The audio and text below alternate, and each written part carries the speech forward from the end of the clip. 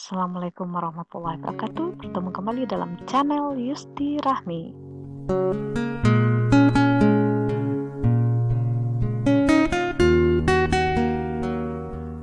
Pada kali ini kita mempelajari materi PPKN kelas 11 dengan pokok bahasan strategi mengatasi ancaman dalam Bingkai Bhinneka Tunggal Ika. Tujuan pembelajaran kita adalah peserta didik mampu mengolah data dan fakta tentang strategi mengatasi ancaman dalam Bingkai Bhinneka Tunggal Ika. Bahasan yang pertama, kita mengkaji strategi mengatasi ancaman berdimensi ideologi. Upaya-upaya yang dapat kita lakukan. Yang pertama, pemberantasan gerakan separatis. Kedua, peningkatan rasa patriotisme. Yang ketiga, pembekalan mental spiritual. Yang keempat, penyuluhan kepada masyarakat tentang ideologi dan nilai Pancasila.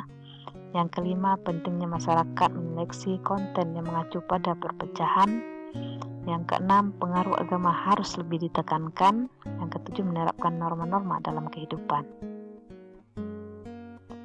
Selanjutnya, strategi mengatasi ancaman berdimensi politik. Yang dapat kita lakukan adalah pendekatan ke dalam dan pendekatan keluar. Pendekatan ke dalam yaitu dengan cara menguatkan penyelenggaraan pemerintahan negara, penguatan lembaga legislatif, penguatan kekuatan politik nasional. Untuk pendekatan keluar dapat kita lakukan dengan menciptakan, membangun, dan meningkatkan kondisi dalam negeri dengan meningkatkan dan memperbaiki ekonomi. Kemudian mengarahkan politik dan diplomasi Indonesia untuk selalu aktif dan berperan dalam membangun dan meningkatkan kerjasama dengan negara lain. Selanjutnya dengan mengembangkan peran dalam memperkuat ASEAN. Kemudian kita lanjutkan strategi mengatasi ancaman berdimensi ekonomi. Hal yang dapat kita lakukan diantaranya: 1. Untuk menghadapi ancaman berdimensi ekonomi dari internal, prioritas kebijakan dapat berupa penciptaan lapangan kerja padat karya sebagai solusi memberantas kemiskinan, pembangunan infrastruktur, penciptaan iklim usaha yang kondusif, dan pemilihan teknologi tepat guna sebagai solusi pemerataan kesempatan kerja. Yang kedua, untuk menghadapi ancaman berdimensi ekonomi dari eksternal, Indonesia harus membangun dan menjaga hubungan baik dengan negara-negara utama dalam tatanan ekonomi politik dunia. Kemudian yang ketiga, unsur pertahanan militer dalam menghadapi ancaman berdimensi ekonomi, mengembangkan pilihan strategis untuk membantu unsur utama dari pertahanan non-militer. Selanjutnya, strategi mengatasi ancaman berdimensi sosial budaya.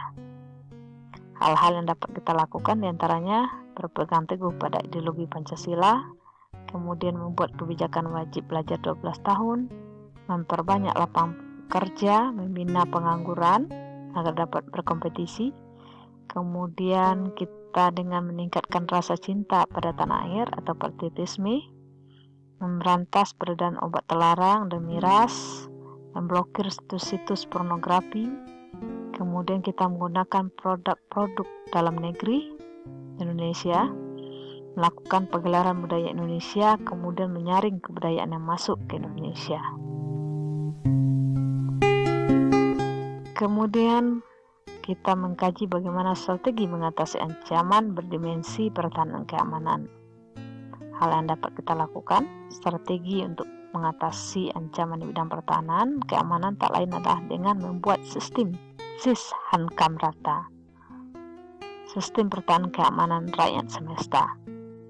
Kemudian sebagai warga negara untuk mengatasi ancaman di bidang pertahanan keamanan juga bisa kita nanti ikut berperang. Selanjutnya dengan selalu bertekad kuat menjaga keutuhan negara Indonesia dengan membangun sistem pertahanan yang kuat. Kesimpulan, strategi pertahanan militer merupakan usaha untuk mempertahankan kedaulatan negara, keutuhan wilayah NKRI, dan keselamatan segenap bangsa dari ancaman ideologi, politik, ekonomi, sosial, budaya, dan pertahanan keamanan. Demikianlah pembelajaran kita kali ini. Terima kasih atas perhatiannya. Assalamualaikum warahmatullahi wabarakatuh.